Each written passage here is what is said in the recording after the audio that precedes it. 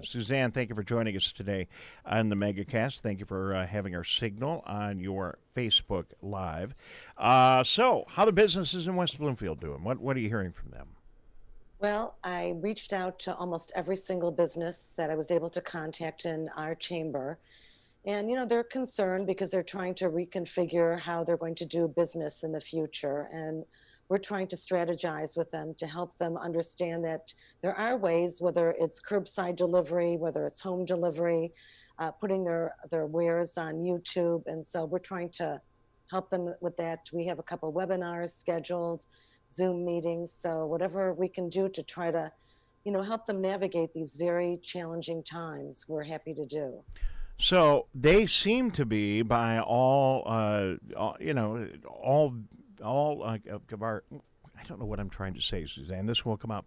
The businesses seem to be doing just fine. Those businesses that are open they seem to be doing fine. I mean, it's tough, but so many of them have pivoted and figured out how to make things work. Our Erica Jones, who's here in the studio with us, we can see her right over there, hard at work, was just out at Starbucks in West Bloomfield. They hadn't been open. They got everything all marked off on the sidewalk, and we got the social distancing working.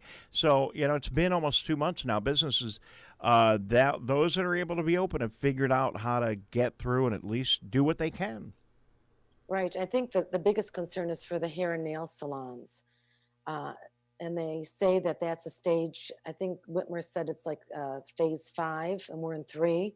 So a lot of them are wondering how they're going to hang on till maybe July or August when they're able to reopen under very strict guidelines, because if they can only have 10 or 15 people in the entire salon at one time, where's the receptionist, where is, the stylist, where, how's that going to work? So they're going to have the biggest challenge of all. Yeah, And restaurants are restaurants, the right. salons, the hotels, and I've not. I look at me. I look terrible. I need a haircut so bad.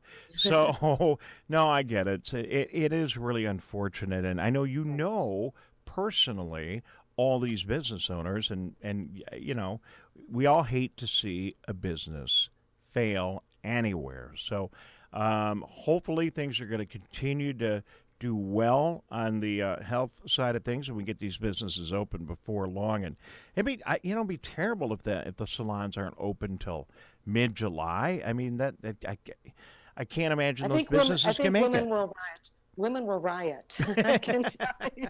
Yeah. There's going to be quite a women's movement to get some of them open under safe conditions. I know there are some salons that are selling the hair dye and some other products, curbside to try to, Hmm. help their clients along. It's been very difficult for them. Yeah, you were worried, so you opened the door, so now I can make this silly remark.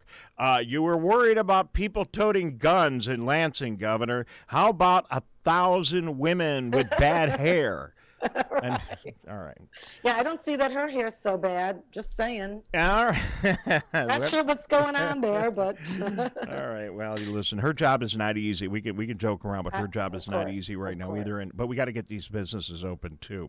So Right. you have a program called Unsung Heroes. Why don't you tell us about it? Well, this idea was born out of something that I was trying to figure out how to recognize people in our community that it's not that they have a thankless job, but they do their job every day. They're putting themselves and their family at risk. And how could the chamber do something to acknowledge their effort?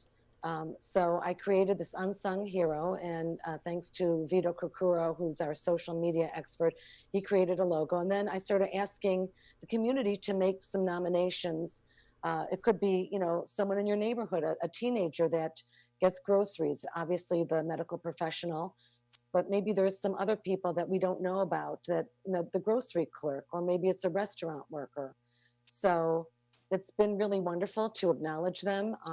They get e-blasts. I think there's going to be an article in West Bloomfield today that's going to, discuss some of these people. And I try to create my own little gift basket for them out of what's left of my dwindling supply, since I can't go out and shop.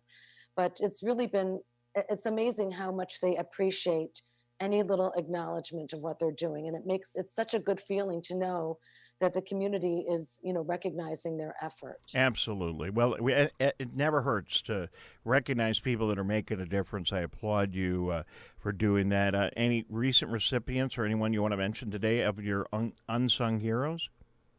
Well, especially one that is very near and dear to my heart, is Deb Spencer. She's head of the ER at Henry Ford West Bloomfield Hospital and has had to wear a lot of different hats.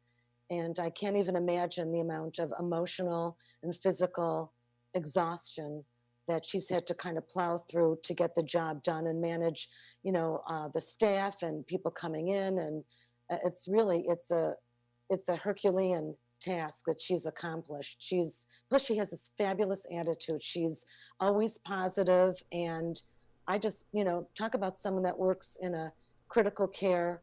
She has critical thinking, which I love. I applaud her. I cannot begin to thank her enough. Our community owes her a great deal of debt of gratitude. And if there's anything positive out of all of this, is that it does seem like people are a little more, grateful, and they're willing to show more appreciation. Well, So I totally like to reinforce what you just said about her and all the other unsung heroes you've recognized. I know a lot of other communities are doing very similar things, and but it's great to see that you have that program and that's happening right here in West Bloomfield. And by just an amazing stroke of coincidence, Deborah Spencer is standing by. We're going to get to her in a couple of minutes, and we'll find out her story and see what's going on at Henry Ford Hospital, West Bloomfield. Suzanne, thank you for joining us. Anything else you want to add today? just thank you again for this great job of informing the public about all these issues. And I know that I've gotten a lot of great feedback, and people actually love hearing from our local business owners to see, maybe there's some new idea that they haven't thought of to, help support their business. So thank you again for all you do. Well, it is our complete pleasure, and it's really good to have you with us each and every day. And any other stories that you have, let us know. We'll be glad to share them. Suzanne Levine, she is the executive director of the Greater West Bloomfield Chamber.